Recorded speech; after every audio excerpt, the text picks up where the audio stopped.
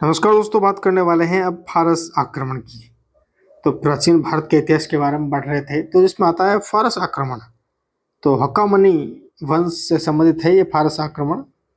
हक्कामनी वंश से शासक थे आपके डेरियस, दारा और दारियो बाहु। समय था आपके 520 ईस्वी से 515 ईस्वी के बीच। ठीक है। डेरियस ने सिंध के आसपास के इलाकों को विजित कर लिया था। यह उसे अपना 20वां प्रांत बना लिया था। किसने? डेरियस ने। ठीक है। हेरोडोटस पुस्तक हिस्टोरिका के अनुसार यहाँ से 360 टैलेंट यानी ईरान से 32 केजी सोने की ईंट, सोना राजस्व के रूप में प्राप्त होता था। हेरोडोटस जिसको इतिहास का जनक कहा जाता है। ठीक है। हेरोडोटस को क्या कहते हैं? इतिहास का जनक। ये उसके कुल राजस्व का कहता था 1/3। फारस आक्रमण की जानकारी उनके 3 अभिलेखों से मिलती है। कौन कौन सा अभिलेख है उनके बारे में चर्चा कर लेते हैं। नक्श ए रुस्तम, बेही सतून और पर्सी पोलसी या पेरी पल्स। नक्श ए रुस्तम, बेही सतून और पर्सी पोलसी, पेरी प्लस। तो इनसे मिलती है फारस आक्रमण की जानकारी। देखो, डेरियस के पुत्र झरकचीज ने स्याकर्स यानी भारतीय धनुर्धरों को अपनी सेना में नियुक्त किया था। डेरियस के पुत्र झरकचीज ने सराक्सक्स यानी भारतीय धनुर्धरों को अपनी सेना में क्या था? नियुक्त किया था। आगे बात करते हैं। ग्रीक या यूनानी आक्रमण चलेगा। तो ग्रीक या यूनानी आक्रमण की बात करते हैं। देखो, मदर टेरेसा थी आपकी मैसेडोनिया की थी। ठीक है। सुकरात का शिष्य प्लेटो है और प्लेटो का शिष्य अरस्तु। मैसिडोनिया की थी और सुकरात का शिष्य प्लेटो है और यहाँ पर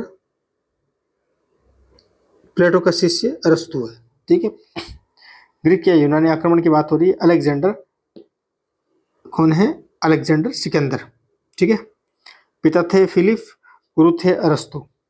ये मकदूनिया या मैसिडोनिया का शासक था और मैसिडोनिया की कौन थी? Mother Teresa. ठीक है। सुकरात का शिष्य प्लेटो था, प्लेटो का अरस्तु। ठीक है।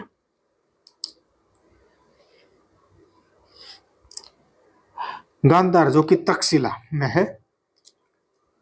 गांधार जो कि तक्षशिला के शासक आम्बी ने सिकंदर के समक्ष आत्मसमर्पण कर दिया था। ठीक है। झेलम या विस्तरता या हाई डेस्पीज का युद्ध 1926 ईस्वी में होता है सिकंदर प्लस पोरस के मध्य। ठीक है। सिकंदर और पोरस पुरु का था। पोरस का राज्य झेलम और चिनाव नदी के मध्य स्थित था। पोरस का राज्य झेलम एवं चिनाव नदी के मध्य स्थित था। पोरस पराजित हुआ। सिकंदर पोरस की बहादुरी से प्रभावित हुआ एवं उसने उसका राज्य वापस लौटा दिया। सिकंदर क्या है कि पोरस की बहादुरी से प्रभावित हुआ। ठीक है। और उसे उसका राज्य लौटा दिया। देखो, सिकंदर की बात करें तो सिकंदर 19 महीने भारत में रुका था। कितना? 19 महीने। सिकंदर की सेना ने